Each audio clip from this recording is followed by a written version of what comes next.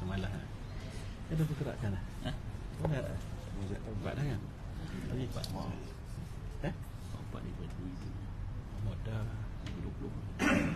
Okey lah, tak payah balik lah. Kencing kat situ. Tengok. Tak ada kita di sana. Banyak kursi. Itulah. Tak jauh lagi. Tanya dekat Azam. Penuh pasti. Tak payah balik lah.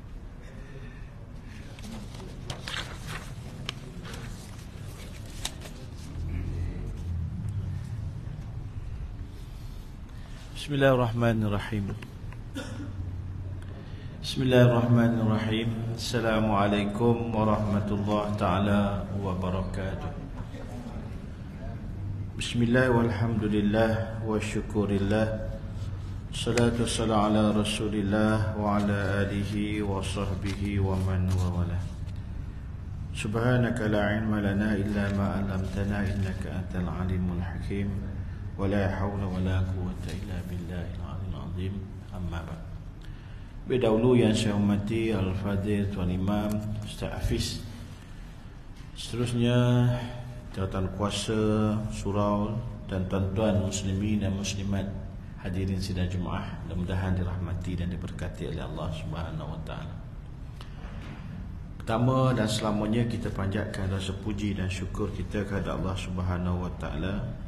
Kita dapat dipilih oleh Allah Subhanahu wa taala untuk menjadi tetamu Allah, dan pada kesempatan ini juga kita dipilih untuk berada dalam majlis ilmu ataupun dalam kuliah maghrib kita yang kita jumpa sebulan sekali.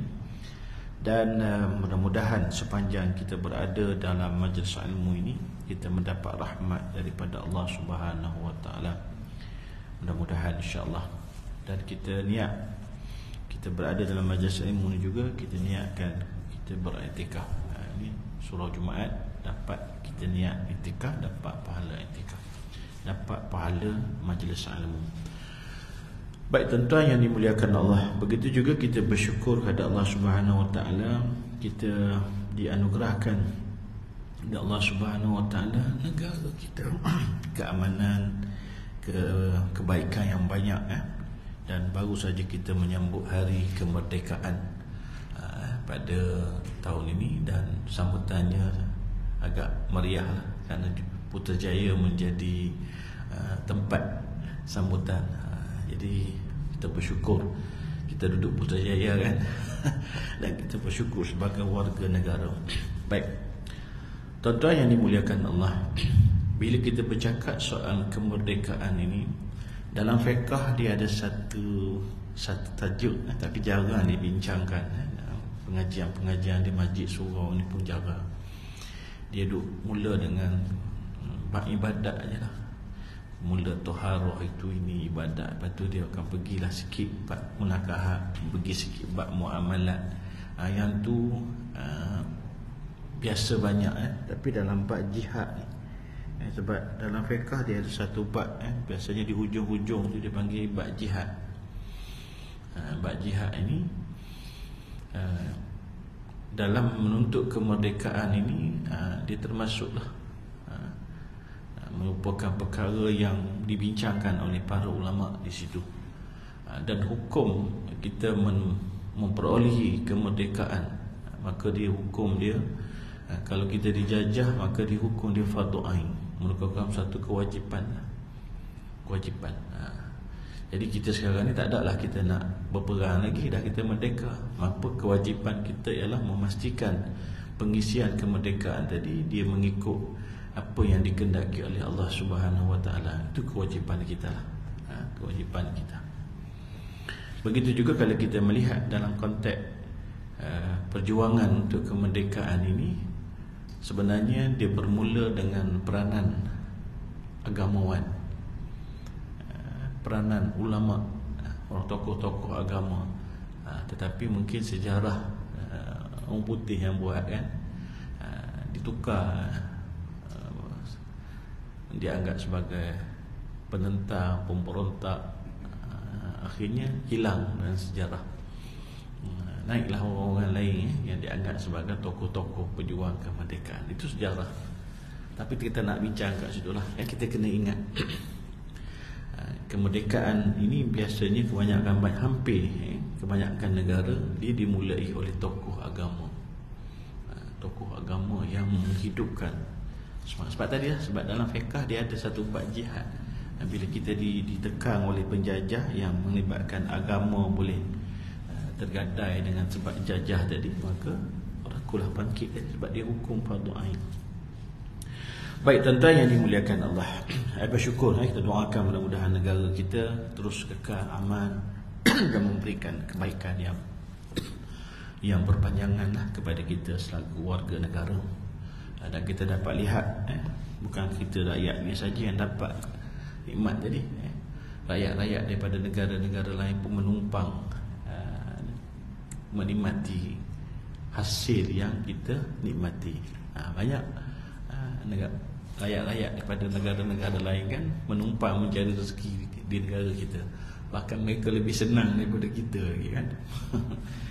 Baik, kita jumpa last kita bincang berkaitan dengan isu anak angkat. Anak angkat berkaitan dengan asalnya berkaitan dengan nak kahwin saja. Dan kita dah bincang sikitlah bagaimana hukum anak angkat tadi dalam Islam. Cuma saya tertarik lagi, saya nak kongsi lebih detail sikit sebab ada lagi yang menunjuk minta pandangan. Hebat saya ni diminta pandangan, padahal tak layak pun nak bagi pandangan. Tapi nak berkongsi dengan tuan-tuan. Ada seorang hamba Allah ini, dia bila saya cakap tentang isu anak angkat tadi, bila dibinkan kepada ayah angkat tadi, hukumnya adalah dilaknat oleh Allah Subhanahu Wa Taala, maka dia nak jumpa dengan saya.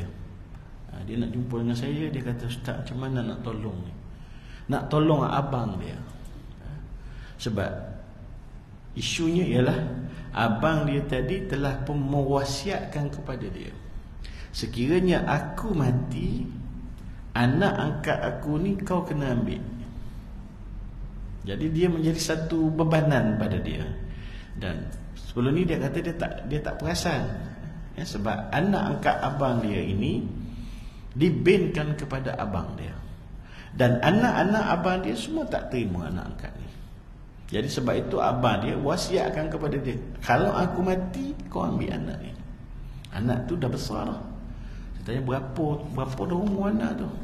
Dia kata dah tingkatan 3. Tingkatan 3 ni 15 tahun. Kalau ikut hukum fiqh pun dah balik dah anak tadi. Fiqh. Jadi dia kata, "Ustaz, macam mana Ustaz saya nak selesaikan ni?" Saya kata, amanah, kalau benda yang baik kita kena laksanakan. Cuma kena ikut peraturan lah, kena perbetulkan lah. Dan kebetulan abang ni masih hidup lagi, kena betul balik. Kena betul balik ikut sebagaimana yang dikehendaki dalam Islam. Saya ceritalah kat dia, kena buat benda ni. Sebab kalau melibatkan dah mati, payah lah. Macam kes saya cerita dulu, dah mati dah. Tapi tak apalah, yang tu berlaku tahun 80-an. Sebab nak kahwin umur dah 40-an dah. Kalau yang ni, kalau umur 15 ni, berarti pada tahun 2000 itulah. Tak sampai lah kan. Kita tahun 2023. Macam mana ni? Macam mana ni? Haji Nik yang kerja JKN ni, macam mana boleh anak angkat tadi dibinkan kepada ayah angkat? Macam mana prosesnya tadi? Tahun 2000 ni peraturan tu kira dah orang kata dah konflik dah lah. Bukan tahun 80-an dulu kan. Sebab proses anak angkat ni dia ada dua. Satu, kita boleh mohon dengan JKM. Satu, kita boleh mohon dengan keluarga angkat tu sendiri yang bagi, dan kita akan proses lah untuk dapat dokumen. Kan Ji? Itu. Tapi macam mana boleh dibinkan tadi? Dia tipu segi kelahiran. Dipakat dengan klinik. Banyak kira macam itulah. Okey, baik tuan-tuan. Jadi saya nak berkongsi pada malam ni detail sikit tuan-tuan yang dimuliakan Allah. Kalau sebelum ni saya kata hukum untuk ambil anak angkat ni dalam Islam dia tidak dilarang lah. Sebab dia menjadi amalan dalam masyarakat jahiliah. Bila Islam datang, Islam memperakuikan amalan tersebut. Cuma Islam betulkan cara dia. Sebab bila orang Arab ambil, dinasabkan kepada keluarga angkat, maka Islam datang, Islam larang, tak boleh. Kena kekalkan nasab dia. Perbetulkan yang betul. Bahkan benda ini pun pernah berlaku kepada baginda Nabi sallallahu alaihi wasallam. Baik. Cuma saya nak perincikan lagi lah tuan-tuan. Berkaitan dengan anak angkat ini, kalau kita detailkan lebih lagi, sebab dia sebenarnya ada beberapa hukum yang lain daripada harus tadi. Dia boleh menjadi hukumnya wajib. Berarti harus ni bila kita buat, kita dapat pahala lah. Ataupun dia boleh jadi sunat. Sunat. Bila sunat ni kita buat, dapat pahala. Kalau kita tak buat, tak berdosa pun. Sebab tujuannya ialah untuk kita membantu. Membantu anak-anak yang daripada keluarga miskin, daripada keluarga susah, untuk kebajikan anak tersebut. Maka sunat pahala dia, dapat pahala kita, dan sunat kita bantu ambil keluarga. Kalau dia ini orang susah, ataupun kebetulan dia anak yatim, mak ayah meninggal, maka sunat untuk kita bantu untuk menjaga maslahah baby tadi ataupun kanak-kanak tersebut. Dari segi pendidikan, pakaian, makan, minum, terjaminlah bila ada orang yang ambil dia. Baik. Tapi dalam satu-satu ketika daripada harus tadi ataupun sunat ni, dia boleh bertukar menjadi wajib. Bila wajib ni tak buat, dia menjadi fardu, boleh sampai ke tahap fardu ain, fardu kifayah.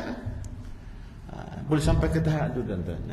Katakan contoh, ada anak orang Islam yang mak ayah dia meninggal, ahli waris dia tak ada, maka keluarga Islam kena ambil anak ni. Kalau tak ambil, diambil oleh orang bukan Islam. Mungkin kalau di konteks negara-negara yang minoriti, kalau tak diambil oleh pemerintah yang bukan Islam, dia bagi kepada keluarga yang bukan Islam, maka akidah anak tadi sudah pasti akan hancur. Maka menjadi kewajipan umat Islam ambil anak tersebut. Maka dia jadi fardu ain, fardu kifayah. Kalau ada seorang ambil, orang lain lepas. Kalau tak ada siapa-siapa ambil, biarkan. Mungkin di negara kita ni mungkin tak berlaku lah, ataupun mungkin berlaku di kawasan-kawasan pedalaman orang asli, yang keluarga orang asli minoriti. Jadi kalau mak bapak dia meninggal, maka orang asli yang ada berdekatan kena ambil lah. Kalau tidak, ambil oleh keluarga yang bukan Islam tadi, akidah dia merosak, maka hukum dia wajib, tuan-tuan. Baik. Begitu juga daripada wajib tadi, kadang-kadang dia boleh bertukar menjadi haram. Haram mengambil anak angkat. Bila haram ni maksudnya berdosa lah. Baik tak ambil daripada ambil kan. Tadi kalau kita tak ambil, kita berdosa sebab wajib ini haram. Kalau kita ambil, berdosa. Ketika mana? Ketika kalau sesiapa yang mengambil anak angkat tadi, seseorang anak tadi, lebih-lebih lagi anak yatim yang kematian ibu ayah, tidak ada ahli waris dia, ambil dia, tapi bukan untuk menjaga maslahah dia, tetapi untuk mempergunakan dia untuk kepentingan peribadi. Maslahah dia tak terjaga. Ini pun berlaku, tuan-tuan. Ada yang menguruskan rumah-rumah anak yatim, kena pastikan benda ni tak berlaku. Kalau buat, maka dia menjadi haram. Mempergunakan, tidak menjaga kebajikan dia. Baik. Dan dia boleh jadi juga hukum makruh. Makruh ni maksudnya kalau kita buat tak dapat pahala. Bila tak dapat pahala, sia-sia je lah. Contoh, seorang keluarga yang susah, keluarga yang miskin, dia ambil anak angkat juga walaupun dia susah. Ini banyak berlaku jugalah. Kadang-kadang berlakunya kematian ibu ayah, dia anggap ini adalah anak saudara ataupun ada hubungan darah daging dia. Dia tak nak bagi ke orang luar. Biarlah susah pun, biarlah tak makan pun, biar duduk dengan aku. Sedangkan ada orang yang lebih senang, ada orang yang lebih, kalau ambil anak tadi lebih terjaga. Tapi duduk dengan dia ni, ialah dia sendiri pun hidup, orang kata tak berapa nak sempurna, tapi disebabkan dia rasa tak apa, aku nak juga ni sebab ni merupakan anak yang ada hubungan darah dengan dia. Ini banyak juga. Kalau buat macam tu tak ada masalah, tak berdosa lah, cuma tak dapat pahala, hukum dia makruh. Dia ambil jaga tadi sebab tidak memberi peluang anak tadi untuk mendapat yang lebih selesa lah. Kalau ada orang yang lebih mampu lagi, itulah yang lebih diberikan keutamaan. Okey, itu dari segi hukum, tuan-tuan. Saya cerita sebenarnya harus saja. Baik, kita lihat dalam konteks anak angkat ini, saya ceritakan tadi dalam kes tadi, saya kata kena jaga beberapa perkara. Bila dah ambil tanggungjawab tadi, ada beberapa perkara yang kita kena pastikan. Sebab ini bukan soal main-main, ini soal hukum. Ini soal hukum yang Allah telah tetapkan dalam Al-Quran. Yang pertama, jumpa dengan abang, cerita dengan abang apa yang abang buat tadi salah. Anak tadi dibinkan kepada abang tadi salah, tak boleh, kena betulkan lah. Masih hidup ni boleh betul. Kalau dia jumpa, dia tahu di mana keluarga tadi, maka dia kena perbetulkan anak tadi, dinasabkan kepada keluarga yang asal. Kalau anak tadi dia ambil daripada anak yang tak tahu daripada mana, ikut kaedah Islam lah. Yang penting tak boleh dibinkan kepada dia. Kena betulkan lah abang tadi, dia dah buat sebelum ni, dia kena taubat lah dengan Allah. Sebab apa? Sebab Allah Subhanahu Wa Taala sebut dalam Al-Quran tentang memanggil anak-anak tadi kepada abauhum, kepada bapa-bapa mereka. Kalau anak tadi jelas ada keluarga, tak boleh hilangkan. Sebab hukum fiqh haram, hukum dia menghilangkan nasab seseorang anak tadi dengan keluarga, sebab dia akan menjadi masalah. Okey, itu yang pertama kali. Kita dah bincang dah sebelum ni. Begitu juga hadis Nabi pun menceritakan tentang siapa yang menasabkan kepada selain ayah dia. Manin tasaba ila ghairi abihi au tawalla ghaira mawalihi fa alaihi laknatullah. Maka ke atasnya dilaknat oleh Allah. Bila dilaknat oleh Allah ni bukan benda yang main-main, tuan-tuan. Dilaknat, tak terima azab kita di atas muka bumi ni, di sana nanti pasti akan terima balasan. Begitu juga Allah Subhanahu Wa Taala, Nabi cerita juga berkaitan dengan manidda'a, sesiapa yang meletakkan, menyandarkan, mendakwa manidda'a ila ghairi abihi, sesiapa yang mendakwa seseorang anak tadi selain daripada bapa dia, wa huwa ya'lamu annahu ghairu abihi, dan dia tahu bahawasanya dia tadi bukan ayah kepada anak tersebut, fal jannatu alaihi haram, maka syurga haram ke atasnya, maka tak mahu syurga. Sesiapa yang memang tahu anak tadi bukan anak dia, tapi dia binkan kepada dia, dan memang dia tahu bapa dia tadi siapa-siapa, maka syurga tak bau syurga. Fal jannatu alaihi haram. Ini benda yang bukan main-main, kena betulkan lah. Okey, baik. Ya tu. Kena bincang lah, saya kata, sebab abang masih hidup lagi, kena betul. Nanti bila abang dah tak ada, ambil anak tadi, betulkan panggilan dia dengan bukan anak saudara dia, dia hanya anak angkat kepada abang dia, sebab dia sebagai penjaga lah, menerima amanah. Baik. Yang kedua, saya bagi tahu, bila dah ambil nanti, ataupun bila abang tadi selesaikan urusan yang pertama tadi, pastikan nasab dia tidak dinasabkan kepada abang. Pastikan anak tadi setelah pun balik, maka kena jaga batas pergaulan anak tersebut sebagai anak angkat. Kalau anak tadi anak lelaki, dan kebetulan anak tu anak lelaki, maka batas pergaulan dengan ibu, dengan isteri abang dia, kakak ipar dia lah. Dan kalau dia ambil nanti dengan isteri dia tadi, jangan dianggap sebagai mak saudara, dia adalah anak angkat. Maka 3 perkara kena jaga. 3 perkara. Mak dia tadi dengan anak angkat tadi kena jaga dari segi batas perang. Sebab dia dalam hukum fiqh, dia dianggap sebagai orang asing, ajnabi, orang yang Tidak ada apa-apa hubungan mahram. Anak tadi dah balik sebab dah 15 tahun dah. Orang lelaki ni mimpi tak mimpi sampai umur 15 tahun dah dianggap balik. Betul anak-anak tu anak lelaki. So dengan ibu dia tadi dia tak boleh dedahkan aurat kepada anak tersebut. Anak tadi pun sama juga, aurat lelaki, dan ibu tadi aurat sebagai seorang perempuan dengan anak. Walaupun anak tadi dibesarkan daripada kecil dah sampai 15 tahun, tetap dianggap sebagai ada batasannya. Kalau dia kecil tu tak ada masalah. Tak ada masalah lah sebab anak tu belum balik. Tapi sekarang ni dah balik, kena jaga. Yang kedua, tak boleh salam, tak boleh bersentuhan. Sebab aurat pun tak boleh tengok pun tak boleh, apatah lagi bersentuh. Kena jaga benda ni. Kalau ambil nanti pun dari segi pergaulan tadi pun, dan juga dengan anak-anak dia tadi.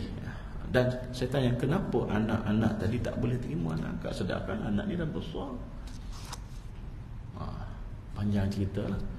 Sebab itulah diwasiatkan kepada dia, suruh ambil, tuan-tuan. Allahu Akbar. Padahal kita ni kalau tengok anak-anak ni kan, bila mau ambil anak angkat ni kan, dia sayang kadang. Tapi kenapa boleh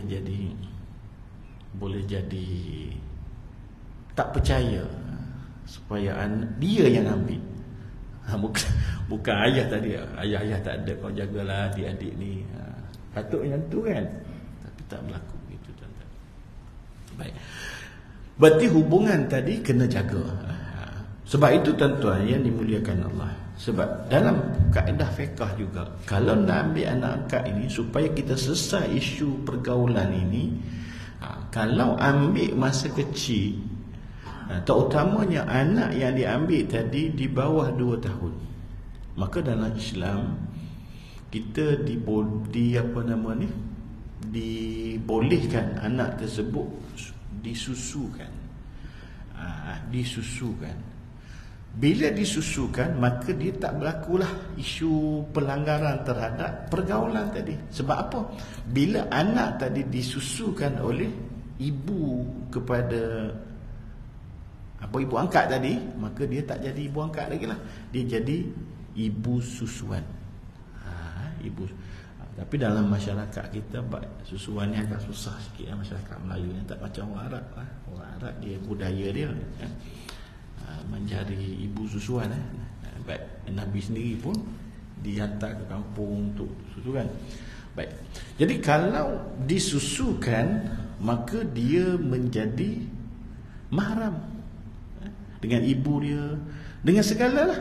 Kalau dia anak perempuan, kalau disusukan dengan suami kepada perempuan yang menyusukan tadi pun, dia jadi sebagai bapa susuan. Dan banyak lagi lah, dengan datuknya, dengan adik-beradiknya, jadi bapa saudara susuan. Dia banyak terkait dengan hukum-hukum mahram. Jadi bila sebut mahram tadi, tak ada masalah dari segi auratnya, dari segi bersalamnya, dari segi bersentuhnya, dari segi berdua-duaan, tidak dianggap sebagai berkhalwat. Hukumnya boleh, tak ada masalah. Sebab dia tak boleh kahwin. Dia sebut mahram ni adalah orang yang tak boleh kahwin. Jadi tuan-tuan yang dimuliakan Allah, jadi kalau kes tadi nak diselesaikan, kaedah Islamnya adalah dengan cara menyusu. Tapi benda tu tak berlaku sebab mungkin tak faham. Berkaitan, ramai orang tak faham, tuan-tuan, berkaitan dengan menyusu ni. Mungkin Haji Nik pun kurang kita didedahkan dengan kaedah menyusu ni. Dia tidak semestinya perempuan tadi, dia menyusukan tadi, dia ada suami. Tak semesti. So macam mana kalau tak ada suami, macam mana nak ada air susu? Macam mana nak menyusukan? Biasa orang ada susu ni kan, dia dah ada anak baru dia boleh susu kan. Sebab teknologi hari ni dan fatwa hari ni pun dibolehkan. Mana-mana perempuan kalau dia nak menyusukan seseorang anak, dia menggunakan pil hormon untuk menghasilkan susu, maka boleh, harus, asalkan susu tadi keluar daripada badan dia. Dan menyusukan anak tadi pula bukan semestinya anak tadi dia, minta maaf tuan-tuan, macam kaedah tradisional lah, ambil baby tadi, ambil mulut baby tu, pap kat situ kan. Dia tidak semestinya begitu. Pang pun boleh. Pang pun boleh. Kalau tak nak pang pun pakai tiup, letak kat situ, budak tu sana dia sedut macam straw, pakai straw pun boleh, tak ada masalah. Janji benda tadi, air susu tadi daripada ibu tadi masuk kepada dia punya kanak-kanak baby tadi. Dan baby tadi kenyang. Dan kenyang dia ikut kiraan dia, iaitu jumlahnya cukup 5 kali. Fiqh sah lah anak tadi, anak susuan. Jadi mungkin orang kita dah tak ada anak besar kan, nak menyusu, mana nak keluar air susu lagi. Gunalah kaedah yang terkini, boleh menggunakan pil hormon tadi. Fiqh fatwa membenarkan. Itu satu. Dan tidak semestinya, banyak kadang-kadang ni orang yang tak berkahwin dia ada anak angkat. Ada trend jugalah. Kadang-kadang di kalangan artis pun ada juga yang ada anak angkat tapi belum berkahwin. Tapi kalau dia buat kaedah tadi, dari segi fiqhnya sah lah. Kalau kata artis perempuan, bukan artis lelaki pun ada selesa yang ada anak angkat. So kalau artis lelaki tak boleh nak buat apa lah. Kalau ambil anak perempuan, kena jagalah batasan. Kecuali dia dah ada isteri dia menyusukan, maka dia jadilah anak tadi anak susuan.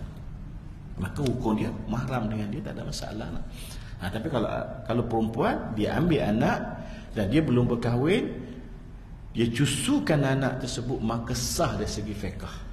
Tidak semestinya perempuan tadi mesti ada suami. Tidak semestinya perempuan tadi mesti berkahwin. Barulah dia boleh menyusukan seorang anak. Ini kadang-kadang orang tak berapa nak clear bab ni. Perempuan lah, cakap perempuan tadi dah layak lah untuk menyusukan lah, yang tu dah balik lah. Baik, itu kaedah penyelesaian, tuan-tuan. Yang kedua, kalau kita nak menjaga batas pergaulan ini, selain daripada menyusukan, kalau ambil anak angkat, pastikan juga anak angkat yang ada hubungan mahram. Contoh anak saudara, kalau katakan anak saudara sebelah suami, maka kalau anak tadi perempuan, maka taklah menjadi batas pergaulan dengan suami, sebab itu pak saudara dia. Tapi ini dia akan melibatkan sedikit sajalah. Kalau dia dah ada anak sendiri, kalau dia anak saudara, dia anak sendiri tak boleh jadi mahram. Dia sepupu ni dia tak boleh dianggap sebagai mahram. Itu kaedah penyelesaian. Dan Islam disebut ni, dia sebut tentang berkaitan dengan susuan ni, dia kata la radha'a illa ma kana fi haulain. Mestilah berlakunya susuan tadi kepada kanak-kanak yang di bawah 2 tahun. Tapi kalau dah ambil anak tu dah besar, yang dah 3 tahun 4 tahun, tak boleh lah. Batasan pergaulan tadi kena jaga. Okey, clear tuan-tuan. Itu pesanan kalau berkaitan dengan anak angkat, kena jaga. Berkaitan yang kedua. Yang ketiga ialah pastikan juga dari segi harta pusaka. Harta pusaka tidak dilaksanakan sebagaimana faraid anak sendiri. Walaupun anak tadi, lebih-lebih lagi bila anak tadi dibinkan kepada ayah angkat tadi, maka dia akan menjadi, anak tadi akan mengambil hak pusaka. Kalau berlaku macam tu, anak tadi berdosa dan orang yang terlibat dengan tadi pun dia mengambil hak orang lain dan diberikan kepada orang lain. So macam mana nak selesai? Bila tak boleh anak tadi, memang hukum memang tak boleh, dia tidak layak untuk mendapat bahagian pusaka. So macam mana nak selesai? Selesainya dengan 2 kaedah saja. Memang sayang anak tadi bila kita besar daripada kecil, dan kita rasa kalau kita tak bagi apa-apa kat dia, macam zalim kan. Kita ada sedikit harta, tapi harta tadi diperoleh oleh ahli waris yang lain. So macam mana kaedahnya? Dalam Islam dia ada 2 cara saja. Sama ada harta tadi dihibahkan. dihibah. Masalah hibah ini pula, jangan hibah semua sampai menafikan hak bahagian ahli waris yang lain. Hibah ini memanglah dalam Islam, hibah ini dia ada rukun-rukun, dia ada syarat-syarat dia, dan dia tidak ada batasan berapa banyak kita nak hibah. Dia berbeza dengan kaedah yang kedua, iaitu wasiat. Hibah.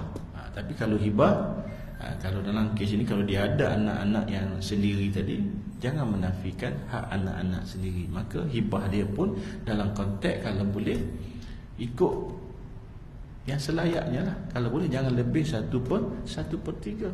Kalau wasiat hanya dibenarkan 1/3 sahaja, maka hibah pun kalau boleh janganlah lebih. Sebabkan nanti ahli waris tadi yang ada tadi, dia tak dapat apa-apa lah. Okey, boleh dihibahkan harta tadi kepada anak tadi dengan cara hibah. Ataupun nak mudah, wasiat je lah. Bila dia wasiat, anak tadi berhak. Bila dia meninggal, ahli waris tadi, sebelum harta pusaka dibahagi-bahagikan, kan dia ada perkara-perkara yang perlu ditunaikan. Kan? Bila berlaku kematian, kan selesai urusan jenazah, lepas tu selesai hutang piutang, lepas tu selesaikan wasiat dulu. Baki daripada yang itulah barulah adanya pembahagian untuk harta pusaka. Itu kan kaedah dia kan. Kena selesai wasiat dulu, buat wasiat. Maka anak angkat tadi dia akan dapatlah bahagian dia. Tapi wasiat tadi tak akan dapat semualah. Dia akan dapat ikut 1/3 lah daripada tu. Itu berkaitan dengan kaedah harta pusaka.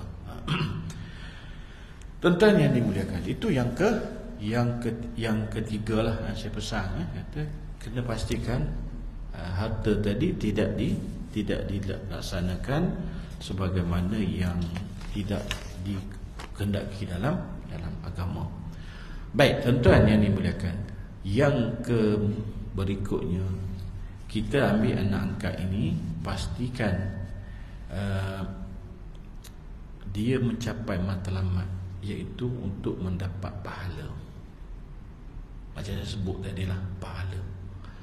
Bila sebut pahala ni, dia tengoklah dari segi bila ambil anak tadi dianggap sebagai amanah yang perlu dijaga.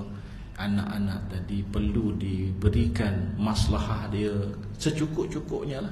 Kalau diabaikan, maka dia bertukar daripada dapat pahala tadi, bertukar menjadi dosa. So sekarang ni yang itu tak ada masalah. Dalam kes tadi tak ada masalah, dijaga elok, pendidikan elok. Cuma masalahnya ialah dia berlaku dari segi silaturahim dengan anak-anak sendiri tadi tak boleh terima. Tak boleh terima anak angkat tadi, dan ada kerenggangan dalam ni. Dan kalau kita lihat dalam bab hikmah, kenapa Allah Subhanahu Wa Taala berikan peluang kepada kita ni nak ambil anak angkat ataupun peluang untuk membantu tadi, salah satunya ialah untuk silaturahim. Contoh katakan suami isteri yang dapat membantu keluarga yang susah, maka dia akan membina hubungan silaturahim dengan keluarga yang susah tadi, dan anak tadi akan terbela dengan bantuan pertolongan tadi. Jadi kalau sampai terputus hubungan silaturahim, terutama dengan darah daging sendiri, dengan sebab anak angkat tadi, masalah lah. Jadi kena pastikan benda yang ini tidak berlaku. Tuan-tuan yang dimuliakan Allah. Jadi dalam kes ni dia berlaku lah. Macam mana nak selesai, dia hidup tadi, dia kena nasihat lah. Saya kata yang ni sepatutnya tak berlaku. Kenapa anak-anak dia tak boleh terima, dan sehingga orang lain yang kena ambil, tuan-tuan. Ini berlaku, tuan-tuan. Kita rasa biasa-biasa je kan, tapi dalam konteks ini silaturahim kena jaga. Kalau katakan sampai anak sendiri dibuang, Orang kata peribahasa apa? Kera di hutan di susu. Ni anak sendiri mati kelaparan, tak boleh lah. Hukum dia, kita menjadi berdosa sebab kita ada amanah yang Allah Subhanahu Wa Taala amanahkan kepada kita untuk kita jaga. Tapi kalau kita abaikan yang tu, kita ambil yang ni, tak boleh. Tapi saya pun tak tahu lah sebab tak jumpa dengan ni kan tuan-tuan. Jadi matlamat yang keempat ini kena jaga. Daripada dapat pahala, dia bertukar menjadi dosa kerana dia boleh merenggangkan hubungan silaturahim. Jadi benda ini sepatutnya tidak berlakulah, tuan-tuan yang dimuliakan Allah. Baik, cuma yang saya nak ingatkan kepada diri saya, tuan-tuan yang dimuliakan, berkaitan dengan isu anak angkat ini ialah bukan kes yang selalu terjadilah. Cuma kes-kes yang terbenci tadi, kenapa ada yang buat melanggar apa yang ditetapkan oleh hukum, dibinkan. Lepas itu kalau katakan dibahagikan harta kepada anak angkat tadi tidak ikut kaedah yang sebenarnya. Ini banyak berlaku, tuan-tuan. Kalau katakan anak sendiri ada 2, 3, 4 orang, tapi bila anak angkat tadi dia bagi 1/3, jadi yang 2/3 tadi dibagi dengan jumlah yang ramai. So anak sendiri akan dapat sedikit. Mungkin itu yang menyebabkan anak-anak sendiri tadi tak boleh terima. Sebab tuan-tuan, bila soal harta ini, darah daging sendiri pun dia boleh macam mana Haji? Boleh putus. Apatah lagi kalau dia merasakan ini bukan adik-beradik dia, maka dia tolak ni. Maka sebab itulah dia jadi hubungan silaturahim tadi. Baik, tuan-tuan yang dimuliakan Allah. Jadi saya ingat itulah perkongsian sikit pada malam ini. Saya nak sambung dulu sebab ada isu tadilah. Okey, kita pergi kesimpulan dah. Kesimpulan berkaitan dengan hukum mengambil anak angkat ini adalah hukum dia adalah harus dibolehkan dalam Islam, dan dia boleh bertukar menjadi hukum-hukum yang lain. Dia boleh menjadi sunat, boleh menjadi makruh, boleh menjadi haram, boleh menjadi wajib, bahkan dia adalah fardu kifayah kalau tahap wajib tadi. Begitu juga dalam penetapan kaedah-kaedah dia pun dalam Islam meletakkan kaedah. Kaedah dia jangan sampai menghilangkan nasab, kerana bila menghilangkan nasab tadi hukum dia menjadi haram. Dan sekiranya nasab tadi memang jelas bukan diperakukan secara syar'i, maka dia hendaklah digunakan kaedah yang ditetapkan, dinasabkan dengan kaedah yang dibinkan kepada Asmaul Husna ataupun dibinkan kepada Abdullah. Begitu juga kalau anak angkat yang diambil daripada usia yang baby, untuk mengelakkan daripada masalah pergaulan tadi, maka disyorkan anak tadi disusukan untuk memastikan batasan pergaulan anak angkat dengan ibu angkat, ayah angkat dengan keluarga-keluarga angkat tadi, dia tidak melanggar batasan syarak dari segi mahramnya, maka disyorkan untuk disusukan anak tadi. Kalau anak tadi di usia di bawah 2 tahun. Begitu juga anak angkat juga dia mendapat hak yang sama. Sekiranya dia adalah anak angkat, dia mendapat hak yang sama, dan tanggungjawab ibu angkat tadi ataupun ayah angkat tadi memastikan hak-hak anak angkat tadi sebagaimana anak kandung juga. Dari segi nafkah, tempat tinggal, makan, minum merupakan kewajipan. Sekiranya diabaikan oleh ibu angkat, ayah angkat tadi, maka hukumnya adalah berdosa. Hukumnya adalah berdosa, menjadi tanggungjawab. Walaupun dia bukan anak darah daging dia, tapi bila dia dah ambil, maka dia menjadi amanah dan tanggungjawab. Kalau diabaikan hak-hak anak angkat tersebut, maka dia hukumnya adalah haram, berdosa. Dan terakhir sekali ialah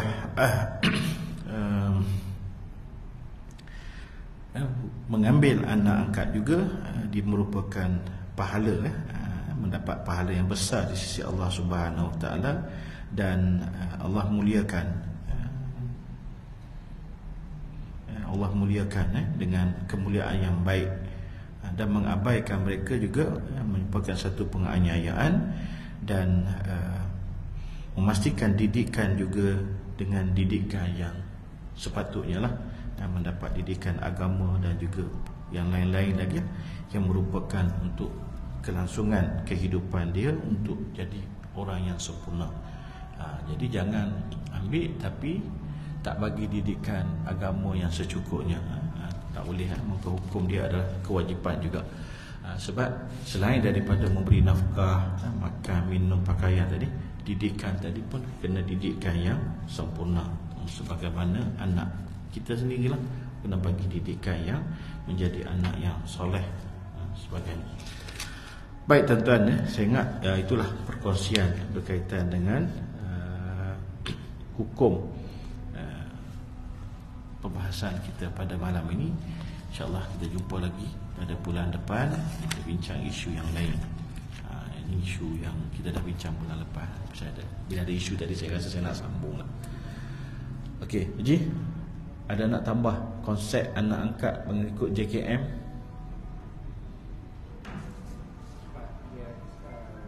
Yang kata isu tadi yang nak betulkan balik, dia paksa pergi ke mahkamah kanak-kanak. Mahkamah kanak-kanak. Dia biasanya anak angkat ni dia ada dua surat kan. Surat beranak JKN keluar satu, lepas tu surat JPN satu kan. Itu yang saya faham. Sebenarnya yang mereka awal yang diambil tu dipanggil sebagai anak pelihara. Anak pelihara. Itu surat itu yang JKN punya kan. Bukan masalah JKN lah, iaitu kita dapat perintah dari mahkamah. Okey. Kanak-kanak di isu dia baru panggil anak pelihara. Anak pelihara. Bukan angkat lagi. Okey. So selepas pada dalam tempoh dijaga 2 tahun, bila pihak dia kena bawa sekali lagi ke mahkamah kanak-kanak, mahkamah kanak-kanak puasati dengan penjagaan dia apa semua sekali berdasarkan pada report daripada kami lah, daripada JKM. Okey. So dia akan bagi taraf untuk penjagaan tetap. So daripada situ yang dia boleh memohon untuk dijadikan sebagai anak angkat. Anak angkat. Anak angkat tadi yang suratnya daripada JKM lah.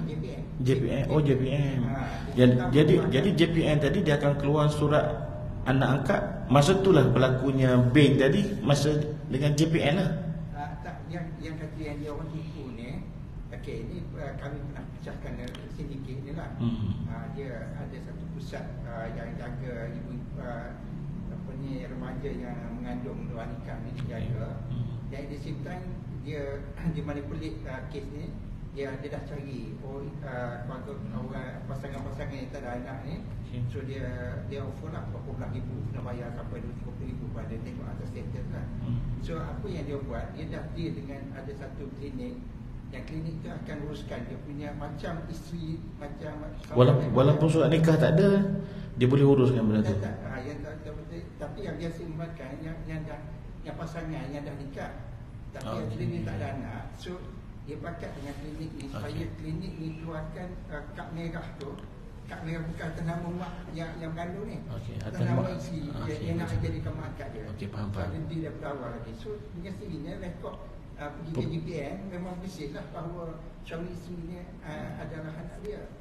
Dia gunakan medical check up tu lah yang kad pink tu. Okey, Allah. Kad merah tu daripada JPN. JPN terima je. JPN cuma ada beberapa isu yang kita rahsia sindiket ni. Sebab apabila kita buat sebuah dan kita patahkan dia punya sindiket mata sekolah ni, sindiket yang daripada situlah yang klinik tu pun dah di blacklist. Dan kes-kes yang mana yang dah pernah daftarkan ditarik balik JPN, tarik balik. Apabila nak buat IC JPN tak balik. Okey, dia punya kad pink itulah yang mengesahkan anak tadi, anak yang dilahirkan oleh pasangan yang angkat tadilah. Kalau tak ada kad pink tadi tak boleh kan. Sebab kalau pergi ke mahkamah mesti akan proses pendaftaran secara betul lah ikut proses undang-undang. Tapi ada yang orang sanggup bayar dia tak nak. Sebab bila kita tanya balik kenapa dia buat macam tu, dia kata isunya dia tak nak anak tu terasa hati ataupun anak tu akan lagi. Sebab biasa ada setengah penyakit anak tu bila dia tahu dia tak nak angkat, Dia lagi keluarga. Ya lah, betul. Macam kes yang saya cakap yang dulu lah, yang 44 tahun tu kan, yang nak kahwin tu 44. Bila dia tahu dia anak angkat, saya cakap telefon lah tuan-tuan, bila dia tahu dia anak angkat, dia lari tuan-tuan. Ini pun salah satu benda yang tak sepatutnya berlaku lah. Dia lari, lama dia lari, sehingga mak angkat dia meninggal baru dia balik. Jadi saya cuba selidik kenapa keluarga ni buang dia tadi. Satu, pasal apa nama ni, dibengkan kepada dia, dibeng pada ayah angkat. Lepas tu dia dapat harta pusaka. Salah dah tu hukum. Tapi disebabkan dia tinggal keluarga angkat dia tadi sehingga meninggal. Bila meninggal baru dia balik. Tapi dia sempatlah dengan ayah dia, sebelum ayah angkat dia meninggal, dia sempat duduk sekali lah. Tapi nak ceritanya tadi, bila tahu tadi, memang berlaku kes ni. Bila tahu, dia lari. Saya dah lari pergi kerja Singapura, tak salah saya. Tapi dia duduk kat Johor ni, pulang balik Singapura. Tapi lama dah, tempoh yang lama lah. Tapi sepatutnya benda tu, walaupun dia tahu dia ni anak angkat, tapi bila dia dijaga, dibesarkan dengan keadaan kasih sayang yang baik, dia janganlah tinggal. Ustaz, dia banyak kes yang bila dia dapat tahu, ni especially yang remaja sekolah menengah, dapat tahu apa yang dia buat, dia memberontak dalam bentuk dia terlibat dengan kes jenayah. Itulah sebab itu saya katakan tadi, didikan tadi. Didikan tadi, kalau agama cukup, kasih sayang cukup, segala-galanya, mungkin takkan. Tapi tak tahulah, kita tak ada pengalaman kan, kita tak pernah hidup tak pernah duduk di situasi itu, kita tak nak bayangkan. Tapi bila Haji sebut pengalaman Haji, dan saya cakap tadi pun, itulah yang berlaku. Bila dia tahu, dia tinggalkan. Bila dia balik dah meninggal dah, jadi keluarga-keluarga sebelah mak angkat dia tadi memang buang lah. Kau ni anak tak kenal budi, sampai mati mak angkat pun kau tak balik, sampai mati baru kau balik. So memang orang kata tiada maaf bagimu lah. Okey, saya ingat tuan-tuan. Okey. Yang Ustaz kata atas didikan agama, pernah saya satu kes, mak bapak tu memang dia jaga elok lah, siap hantar anak dia tahfiz. Tapi bila dia dapat tahu, dia memberontak dalam bentuk terlibat dengan kes jenayah. So kes tu pergi kepada saya yang kenal ibadah orang tu, dia sudah kata dia sikap emosi ni kita tak boleh, walaupun ilmu agama ada, tapi dia dah jadi hilang pertimbangan. Sebab itulah saya nak relate kan, kenapa Islam haramkan, hilangkan nasab tadi. Itu kan, kita kena bagi tahu awal-awal lah.